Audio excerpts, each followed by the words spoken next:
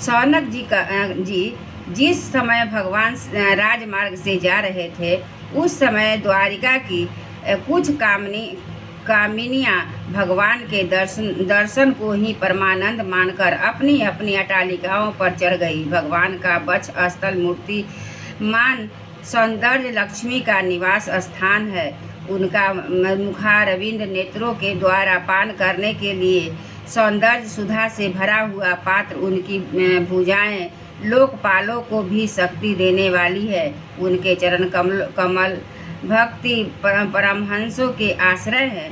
उनके अंग अंग शोभा के धाम है।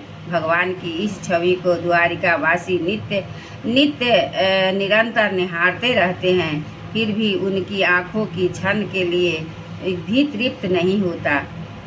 द्वारिका के राजपथ पर भगवान श्री कृष्ण के ऊपर श्वेत वर्ण का छत्र तना हुआ था। श्वेत चंवर डुलाए जा रहे थे। चारों ओर से पुष्प की वर्षा हो रही थी। वे पीताम्बर और बनमाला धारण किए हुए थे। इस समय वे ऐसे शोभायमान हुए मानो श्याम मेघ एक ही समय सूर्य, चंद्रमा, इंद्र और बिजली से शोभायमान है। भगवान सबसे पहले अपने माता पिता के महल में गए। वहाँ उन्होंने बड़े आदर के आनंद से देवकी और सातों माताओं को चरणों में सिर रखकर प्रणाम किया और माताओं ने उन्हें अपने हृदय से लगाकर गोद में बिठा लिया। स्नेह के कारण उनके स्तनों से दूध की धारा बहने लगी। उनका हृदय हर्ष से विह्वल हो गया और वे आनंद के आंसुओं से उनका अभिषेक करने लगी। माताओं से आज्ञा लेकर वे अपने समस्त भोग सामग्रियों से संपन्न सर्वश्रेष्ठ भवन में गए। उसमें 16,000 पत्नियों के अलग अलग महल थे। अपने प्राणनाथ भगवान श्री कृष्ण को बहुत बाहर रहने के बाद घर आया देखकर रानियों के हृदय में बड़ा आनंद हुआ।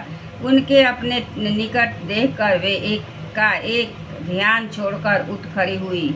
उन्होंने केवल आसन को ही नहीं बल्कि उन नियमों को भी त्याग दिया जिन्हें उन्होंने पति के प्रवासी होने पर ग्रहण किया था।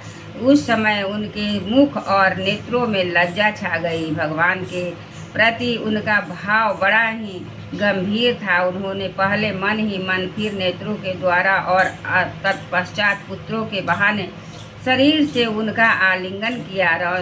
शौनक जी उस समय उनके नेत्रों में जो प्रेम के आंसू छलक रहे थे, उन्हें संकोच बस उन्होंने बहुत रोका, फिर भी विवशता के कारण वे ढलक ही गए।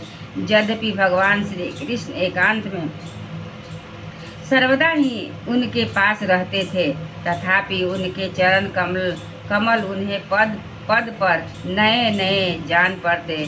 भला स्वभाव से ही चंचल लक्ष्मी, जिन्हें एक क्षण के लिए भी कभी नहीं छोड़ती, उनकी सन्निधि से किस स्त्री को तृप्ति हो सकती है।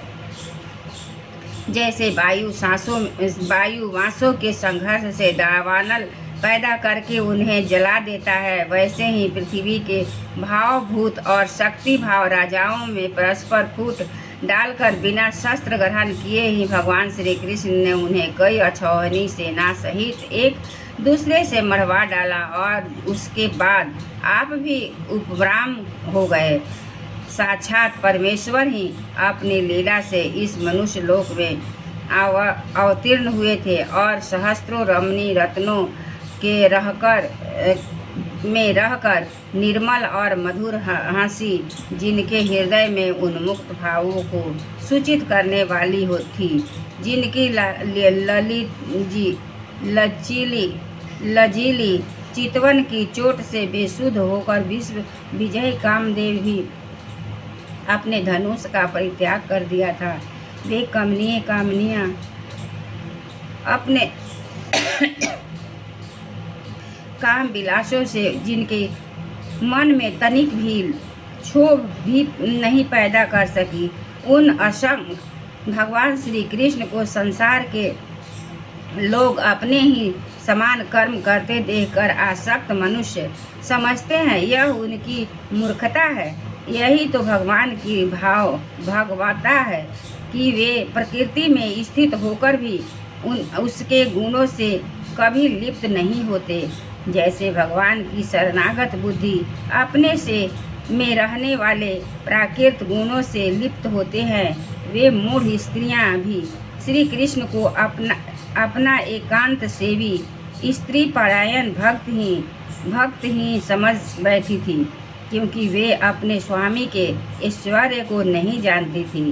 ठीक वैसे ही जैसे अहंकार की वृत्तियां ईश्वर को अपने धर्म से युक्त मानती है। एक बार बोले वृंदावन बिहारी लाल की जय।